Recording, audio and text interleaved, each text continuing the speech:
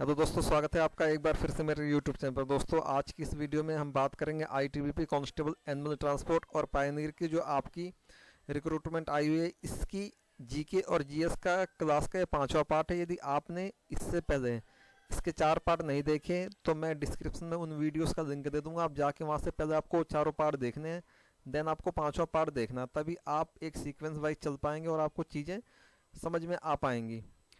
और अभी तक आपने यदि मेरा चैनल सब्सक्राइब नहीं किया और वीडियो को पहली बार देख रहे हैं तो चैनल को सब्सक्राइब करना ना भूलें। और अपने इस चैनल पे मैंने कांस्टेबल एनुअल ट्रांसपोर्ट का जो प्रीवियस ईयर पेपर था उसकी वीडियो भी बना रखी है, तो आप जाके वहाँ से प्रीवियस ईयर पेपर भी देख सकते हैं कि आपका जो प्रीवियस ईयर पेपर है वो कैसा आया था। तो यदि वो वीडियो भी नहीं देखी तो मैं डिस्क्रिप्शन में उसका लिंक दे दूंगा, आप जाके वो वीडियो वहाँ से डायरेक्ट देख सकते हैं। तो ये आपकी जीके और जीएस की क्लास का पांचवा पार्ट है। इससे पहले चार पार्ट मैंने कराए हैं और जिस तरह से वो चार पार्ट मैंने कराए हैं, यानी इसमें डायरेक्ट क्वेश्चन होगा, उसका डायरेक्ट आंसर होगा, इसमें ऑप्शन मैं आपको नहीं दूंगा। और इसके बाद यानी नेक्स्ट जो भी क्लास आएंगी मैं कोशिश ये करूँगा कि उसमें चार ऑप्शन लाऊं, ताकि आपकी प्रैक्टिस अच्छे तरीके से हो सके। चार में ऑप्शन लाऊंगा, इसका मतलब ये है कि मैं आपको हर क्वेश्चन रीड करने के बाद 5 या 10 सेकंड का टाइम दूंगा, ताकि आप उस क्वेश्चन को अपने आप करें, एक बार खुद करके देखेंगे कि आपके कितने, यानी आपके हिसाब से जो चार ऑप्शन दिए जाएंगे उसमें आपके हिसाब से कौन सा आपका आंसर होगा। तो उस तरह की वीडियो मैं आपको नेक्स्ट जो वीडियोस आएंगी उस सारी वीडियोस चार ऑप्शन वाली लाऊंगा आपके लिए, ताकि आपके लिए भी एक प्रैक्टिस आपकी होती रहे साथ के साथ। तो यदि आपने अभी तक पीडीएफ डाउनलोड नहीं करी, यानी ऑल सब्जेक्ट की पीडीएफ अभी तक आपने डाउनलोड नहीं करी, तो मैं डिस्क्रिप्शन में उसका लिंक दे दूंगा, आप जाके वहाँ से प्रीवियस ईयर पेपर, ये सारे previous year paper all subject के यदि आपने वो डाउनलोड नहीं किया तो डिस्क्रिप्शन में लिंक मैं आपको दे दूंगा, आप जाके डायरेक्ट वहाँ से उसे डाउनलोड कर सकते हैं। जो आपका प्रीवियस ईयर पेपर है ये आपका एनिमल ट्रांसपोर्ट और पायनियर, ये दोनों वैकेंसी, इन दोनों वैकेंसी का वो पेपर है, पीडीएफ है उसकी, आप जाके वहाँ से डायरेक्ट डाउनलोड कर सकते हैं। तो चलिए आइए करते हैं इस वीडियो को स्टार्ट अब। तो देखिए, सबसे पहला क्वेश्चन क्या, महात्मा गांधी की हत्या कब हुई थी? महात्मा गांधी जी की हत्या कब हुई थी? दोस्तों, महात्मा गांधी की हत्या हुई थी 30 जनवरी 1948 को। कब हुई थी? 30 जनवरी 1948 को इनकी हत्या हुई थी। महात्मा गांधी की हत्या किसने करी थी? ये करी थी आपकी नाथूराम गोडसे ने। किसने करी थी? नाथूराम गोडसे ने। और 30 जनवरी क्या है? 30 जनवरी को विश्व शहीद दिवस मनाया जाता है, शहीद दिवस मनाया था, राष्ट्रीय शहीद दिवस मनाया था आपको 30 जनवरी को। तो ये भी आपको आपसे क्वेश्चन पूछा था कि शहीद दिवस कब मनाया जाता है, तो मनाया जाता है आपका 30 जनवरी को। और महात्मा गांधी की हत्या किसने करी थी? नाथूराम गोडसे। तो आपको ये भी याद रखना है। चलते हैं दोस्तों नेक्स्ट क्वेश्चन की ओर। और जैसे इस क्वेश्चन में मैंने आपको बताया कि एक क्वेश्चन से अटैच करके दूसरा क्वेश्चन जो इससे पेपर में बन सकता है वो मैंने आपको बता दिया। तो सारे क्वेश्चन यानी जो मैं क्वेश्चन आपको कराऊंगा उससे रिलेटेड जो भी क्वेश्चन आपके पेपर में पूछे जा सकते हैं, जो भी क्वेश्चन बन सकते हैं उसका आंसर भी मैं आपको बताऊंगा। चलते हैं नेक्स्ट क्वेश्चन की ओर। तो जो हमारा नेक्स्ट क्वेश्चन है वो है, वह प्राचीन नाम क्या है जिससे पटना नगर को जाना जाता है? तो दोस्तों, जो पटना यानी पटना का जो प्राचीन नाम था वो क्या था? वो था आपका पाटलिपुत्र। तो आपसे क्वेश्चन ये पूछा सकता है, पटना का प्राचीन नाम क्या था? वो था पाटलिपुत्र। चलते हैं नेक्स्ट क्वेश्चन की ओर। 1930 की प्रसिद्ध नमक यात्रा, सत्याग्रह यात्रा का नाम क्या था? तो जो नमक यात्रा थी 1930 में महात्मा गांधी द्वारा चलाई गई थी, उस यात्रा का नाम था दांडी मार्च, यानी दांडी यात्रा कहते हैं इसे। ये कब चलाई गई थी? मार्च 1930 में। तो आपको ये भी याद रखना है, दांडी मार्च कब चलाई गई थी आपकी? 1930 में। चलते हैं नेक्स्ट क्वेश्चन की ओर। नेक्स्ट क्वेश्चन है, निम्नलिखित में से किसे सीमांत गांधी कहा जाता है? तो सीमांत गांधी किसे कहा था? खान अब्दुल गफ्फार खान, यानी खान अब्दुल गफ्फार खान को सीमांत गांधी कहा जाता है। ये मोस्ट इंपोर्टेंट क्वेश्चन है, कई बार एग्जाम में आ चुका है आपके। चलते हैं नेक्स्ट क्वेश्चन की ओर। वंदे मातरम गीत के लेखक कौन है? यानी वंदे मातरम क्या है? हमारा राष्ट्रीय गीत है। एक है राष्ट्रगान, दूसरा है राष्ट्रीय गीत। तो वंदे मातरम जो है आपका राष्ट्रीय गीत है, इसके लेखक कौन है? बंकिम चंद्र चटर्जी। बंकिम चंद्र चटर्जी इसके लेखक हैं। और जो हमारा राष्ट्रगान है, राष्ट्रगान को किसने लिखा था? ये लिखा था आपका रविन्द्रनाथ टैगोर जी ने। तो आपको ये दोनों क्वेश्चन याद रखने हैं। चलते हैं दोस्तों नेक्स्ट क्वेश्चन की ओर। नेक्स्ट क्वेश्चन से पूछा गया, कौन सा भारतीय स्वतंत्र यानी कौन सा भारतीय स्वतंत्र भारत का पहला गवर्नर जनरल था? यानी स्वतंत्र भारत का जो भारतीय गवर्नर जनरल कौन था? क्वेश्चन हमसे पूछा गया। यानी स्वतंत्र भारत का है। जब भारत को स्वतंत्रता मिल गई, इसके बाद जो भारतीय गवर्नर जनरल जो सबसे पहले बनाया गया वो कौन था? तो वो आपके कौन थे? सी राजगोपालाचारी। ये भी मोस्ट इंपोर्टेंट क्वेश्चन है। चलते हैं नेक्स्ट क्वेश्चन की ओर। सर्वप्रथम किसने कहा कि स्वतंत्रता मेरा जन्म सिद्ध अधिकार है और मैं इसे लेकर रहूंगा? स्वतंत्रता मेरा जन्म सिद्ध अधिकार है और मैं इसे लेकर रहूंगा। तो ये कहा था बाल गंगाधर तिलक जी ने। यानी इस क्वेश्चन का आपका आंसर है बाल गंगाधर तिलक। ये भी सारे मोस्ट इंपोर्टेंट क्वेश्चन है ये बार बार एग्जाम्स में रिपीट होते हैं। चलते हैं नेक्स्ट क्वेश्चन की ओर।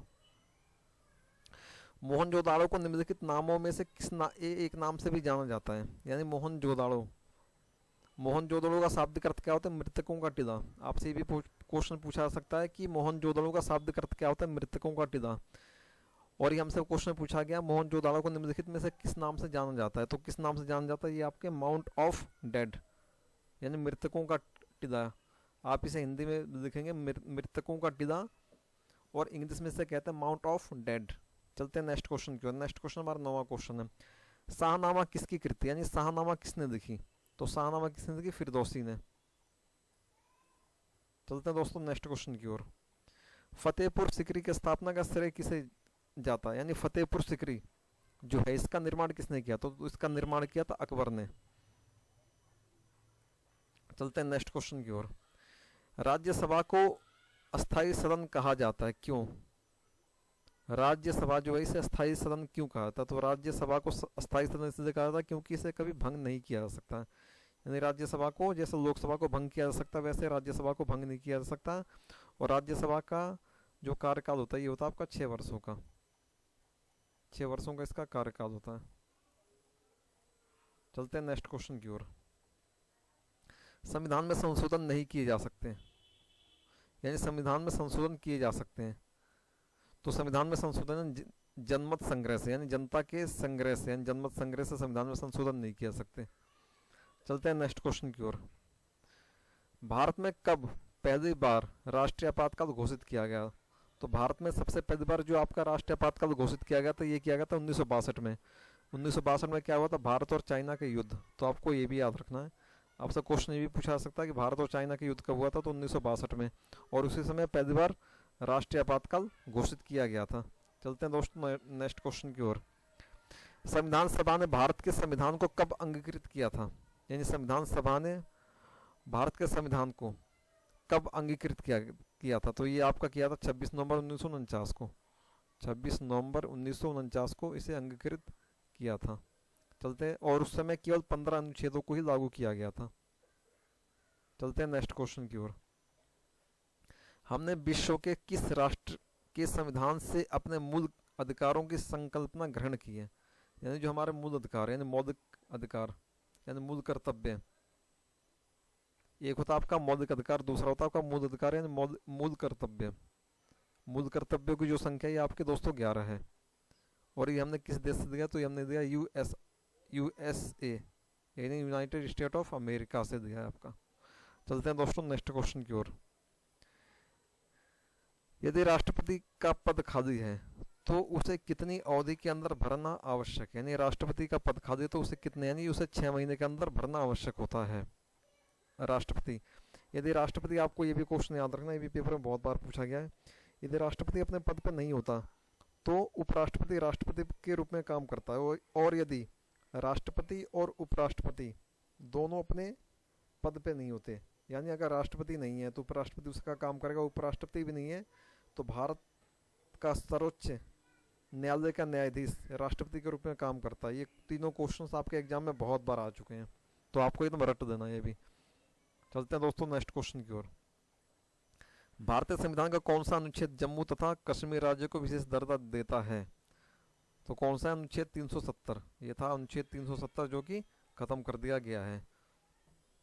इसके तहत क्या था? जम्मू और कश्मीर को विशेष राज्य का दर्जा दिया जाता था अनुच्छेद 370 के तहत, लेकिन अब इस अनुच्छेद को समाप्त कर दिया गया है।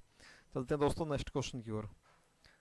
राज्यसभा के सदस्य का कार्यकाल कितना होता है? तो मैं आपको ऊपर बता चुका हूँ कि राज्यसभा के सदस्यों का कार्यकाल होता है 6 वर्षों का, और राज्यसभा को कभी भी भंग नहीं किया जा सकता। और इसे क्या कहते हैं? इसे कहते हैं अस्थाई सदन। इसे कहा जाता है दोस्तों अस्थाई सदन, इसे कभी भंग नहीं किया जा सकता। और जो आपका लोकसभा होता है, लोकसभा का जो कार्यकाल होता है ये होता है आपका 5 वर्षों का, तो आपको ये भी याद रखना है। राज्यसभा का सदस्य बनने की न्यूनतम आयु जो है आपकी ये होनी चाहिए 30 वर्ष। लोकसभा का सदस्य बनने के लिए आपकी न्यूनतम आयु होनी चाहिए 25 वर्ष। और प्रधानमंत्री बनने के लिए भी आपकी आयु जो होनी चाहिए, एज ये होनी चाहिए आपकी 25 ईयर्स। तो ये सारे क्वेश्चन आपको याद रखने। चलते हैं नेक्स्ट क्वेश्चन की ओर। फोर्थ स्टेट पद किस से संबंधित है, यानी फोर्थ स्टेट किसे कहा जाता है? फोर्थ स्टेट किसे कहा जाता है? तो दोस्तों ये कहा जाता है प्रेस को। प्रेस यानी प्रेस का मतलब मीडिया, ये बात है मीडिया, प्रेस यानी मीडिया को फोर्थ स्टेट यानी चौथा स्तंभ कहा जाता है।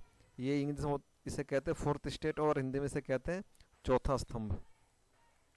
किसे कहा था? ये आपका कहा था प्रेस यानी मीडिया को। चलते हैं नेक्स्ट क्वेश्चन की ओर।